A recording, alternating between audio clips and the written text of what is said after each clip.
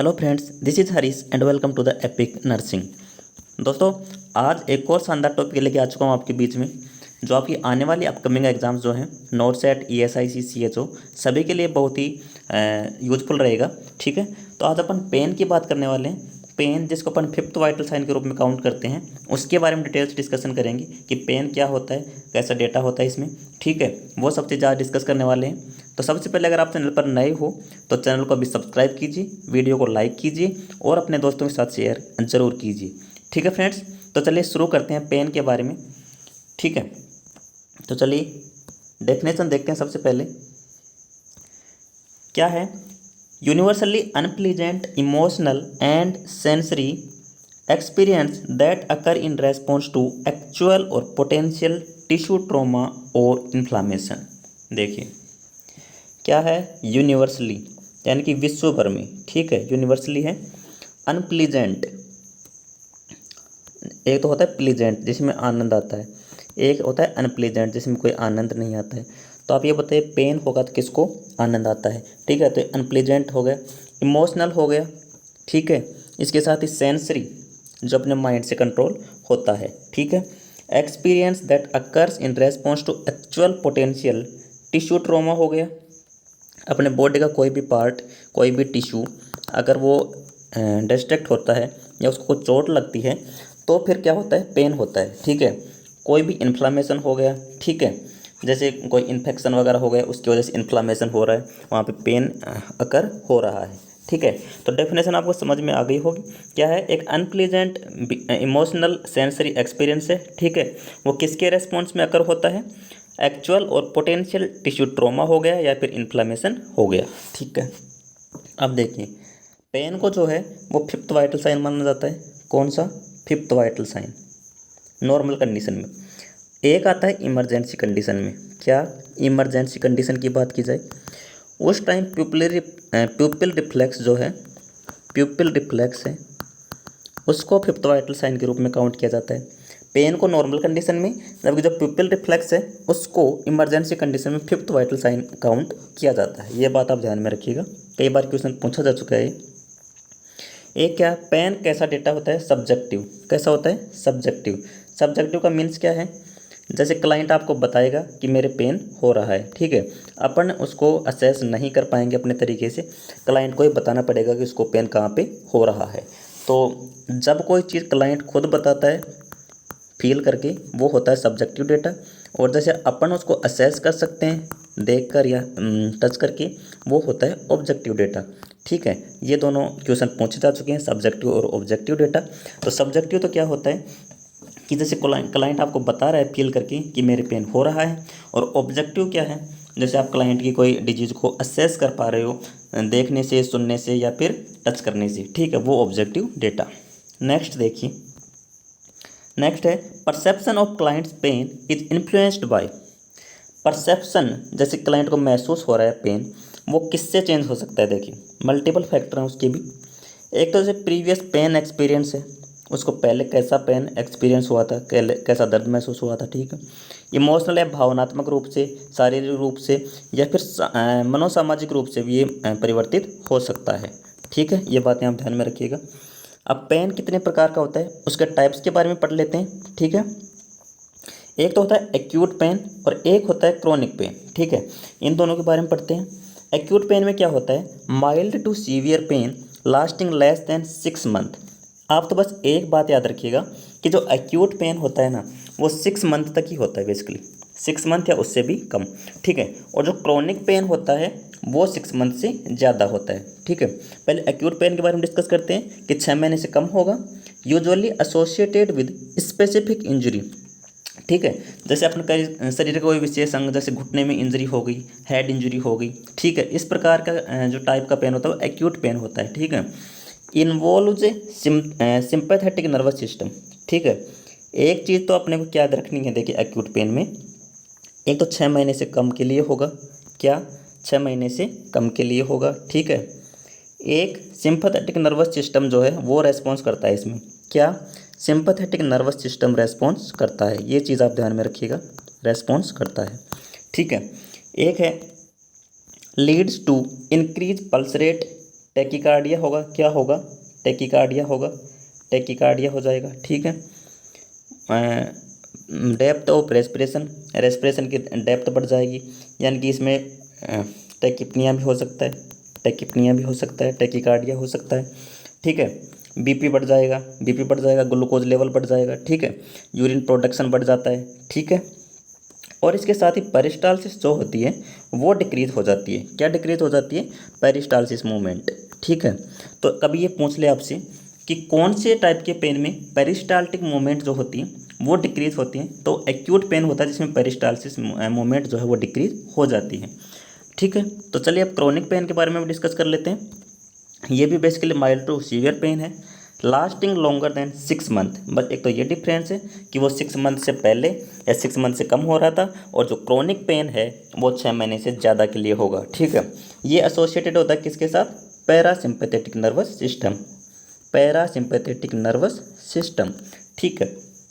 Client में not exhibit sign and symptoms associated with acute pain. ठीक है। May lead to depression and decreased functional status. अब ये तो आप बेसिकली जान ही सकते हो कि किसी को 6 महीने से ज़्यादा दर्द हो रहा है तो उसमें अपने आप एक तरीके से डिप्रेशन आ जाता है। ठीक है। तो फंक्शनल स्टेटस जो होते हैं उसके वो भी कम होते जाते हैं जैसे जैसे उसका टाइम बढ़ता जाता है दर्द का। ठीक है। तो उसमें डिप्रेशन और जो फंक्शनल स्टेटस है उसका वो कम होता जाता है। तो ये बात आप ध्यान में रखिएगा। ठीक है। इसके बाद में देखिए कुछ टर्मिनोलॉजी के बारे में डिस्कस कर लेते हैं। उससे पहले अगर आप चैनल पर नए हो तो एक बार सब्सक्राइब कीजिए द एपिक नर्सिंग को। अगर आप किसी भी एग्जाम की तैयारी कर रही हो, बेसिकली सीएचओ हो गई, नोरसेट हो गई, ईएसआईसी हो गई या जिपमेर हो गई, सभी के लिए बेस्ट कंटेंट मिलेगा आपको। और आगे भी हम ऐसे ही वीडियो बनाते रहेंगे। उसके लिए आप पहले सब्सक्राइब कीजिए, थंबने जो बेल आइकन है उसको प्रेस कीजिए और अपने दोस्तों के साथ शेयर कीजिए। ओके। कुछ टर्मिनोलॉजी अपन डिस्कस कर रहे थे। देखिए एक होता है पेन थ्रेशोल्ड। क्या होता है? Pain threshold. वो क्या होता है? Minimum amount of stimulus required to cause sensation of pain. देखिए आप ऐसे समझिए जैसे किसी को अपने को पेन फील करवाना है। मान लीजिए किसी को पेन फील करवाना है तो आप कैसे करवाओगे? या तो उसको चिकोटी काटोगे या उसको कुछ चुबाओगे। ठीक है। तभी तो उसको पेन फील होगा। तो मिनिमम क्या चीज़ हो सकती है, मिनिमम क्या अमाउंट हो सकता है स्टिमुलाई का, तो उसको बोलते हैं पेन थ्रेशोल्ड। क्या बोलते हैं? Pain threshold. इस तरीके से आप याद रखिएगा कि जब अपने को पेन फील होता है तो मिनिमम किस चीज़ से अपने को फील हो रहा है वो अपने को याद में रखना है पेन थ्रेशोल्ड के रूप में। ठीक है। और एक होता है पेन टॉलरेंस। पेन टॉलरेंस में क्या होगा कि maximum pain a client is willing और एबल टू एंड्योर। बहुत ही ज़्यादा पेन हो रहा है और पेन की वो जो लास्ट स्टेज होती है कि वहाँ से आगे क्लाइंट टॉलरेट ही नहीं कर पा रहा है, तो वो होती है पेन टॉलरेंस। क्या? Pain tolerance. कहाँ तक क्लाइंट पेन को टॉलरेट सह सकता है। ठीक है।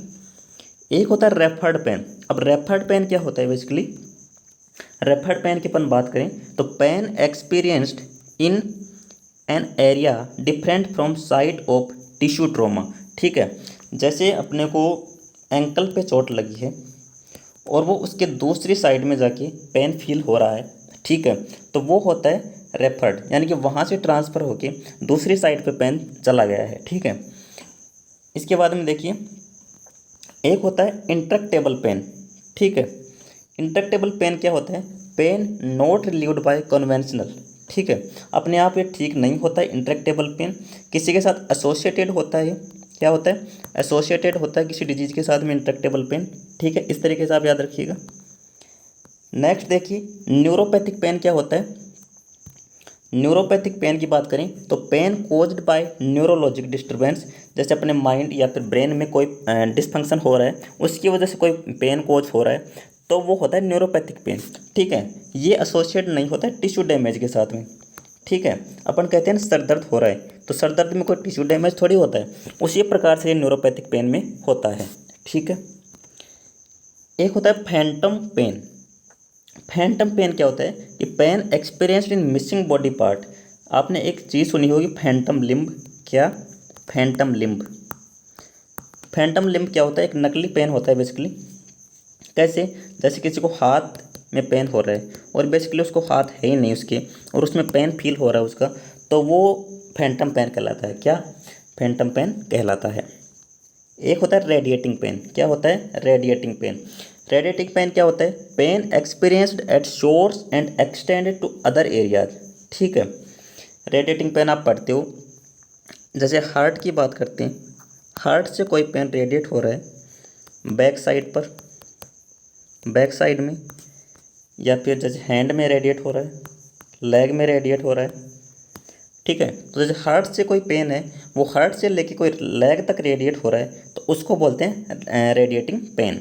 ठीक है, अब बात करते हैं एसोसिएट्स फिजियोलॉजी के बारे में कि पेन किस प्रकार से होता है। बेसिकली देखिए, सेंसरी न्यूरॉन जो होते हैं, नोसिप्टर्स होते हैं, पेरिफेरल नर्वस सिस्टम की ये कहानी है, पेरिफेरल नर्वस सिस्टम की कहानी है बेसिकली। ठीक है, स्टिमुलेटेड बाय बायोकेमिकल मीडिएटर्स। कौन कौन से बायोकेमिकल मीडिएटर्स हैं जो पेन को स्टिमुलेट करते हैं? देखिए, एक तो सबसे कॉमन आपने पढ़ा होगा ब्रेडिकाइनिन, ठीक है, serotonin, histamine, potassium and substance P, ये सभी हैं। ठीक है, when there is mechanical, thermal और केमिकल डैमेज टू टिश्यू, जैसे आप किसी आग में झुलस गए, ठीक है, करंट लगा है इलेक्ट्रिक, ठीक है, कोई केमिकल गिर गया है, ठीक है, viscera to do not special neuron for pain. ठीक है, तो transmission receptors response to stretching, ischemia and inflammation. ठीक है, जो रिसेप्टर्स हैं, जैसे ब्रेडिकाइनिन हो गया, सेरोटोनिन हो गया, हिस्टामाइन हो गया, जैसे ये चीज़ें हो रही हैं आपके साथ में, तो रिसेप्टर क्या रिस्पॉन्ड करेंगे कि वहाँ पे खिंचाव हो जाएगा, ब्लड प्रॉपर मात्रा में पहुँच नहीं पाएगा। ठीक है, वहाँ पे इन्फेक्शन, इन्फ्लामेशन हो जाएंगी, उस वजह से पेन उत्पन्न हो सकता है। इस प्रकार से याद रखिएगा। एक देखिए, pain impulses are transmitted to spinal column. ठीक है, स्पाइनल कॉर्ड तक जो पेन रेडिएट हो जाता है, ठीक है, स्पाइनल कॉर्ड तक कौन इम्पल्स हैं जो ट्रांसमिट करती हैं? एक तो होता है ये डेल्टा फाइबर्स और एक होता है सी फाइबर्स। ठीक है, अब देखिए, डेल्टा फाइबर की क्या विशेषता होती है? ये माइलिनेटेड होते हैं, जो माइलिन शीथ होती है उससे ढके हुए रहते हैं। ठीक है, एक है लार्ज डायमीटर न्यूरॉन होते हैं, ठीक है, और जो सी फाइबर्स होते हैं वो एक तो नैरो डायमीटर होते हैं यानी कि सकड़े होते हैं, और एक अनमाइलेटेड होते हैं यानी कि जो माइलिन शीथ है उससे ढके हुए नहीं रहते हैं। तो ये डेल्टा फाइबर और सी फाइबर्स में आपको पता चल गया होगा। बेसिकली ये काफ़ी नॉलेजेबल चीज़ें हैं, एग्जाम्स में काफ़ी कम पूछी जाती है लेकिन कभी पूछ भी ली जाएंगी, तो आप याद रखिएगा। Impulse enters at dorsal horn and ascends spinothalamic. ठीक है, जो पेन की इम्पल्स हैं वो कहाँ से एंटर करती हैं? Dorsal horn. ये एक इम्पोर्टेंट क्वेश्चन बन सकता है, ये याद रखिएगा। किससे? डोर्सल हॉर्न से। और कहाँ तक जाती हैं? स्पाइनोथैलेमिक तक। कहाँ तक? स्पाइनोथैलेमिक तक, ये भी आप याद रखिएगा, डोर्सल हॉर्न टू स्पाइनोथैलेमिक। ठीक है, इसके बाद में देखिए, impulse travels to basal areas of brain and to somatic sensory cortex. कहाँ से? बेसल एरिया से लेके सोमेटिक सेंसरी कॉर्टेक्स तक।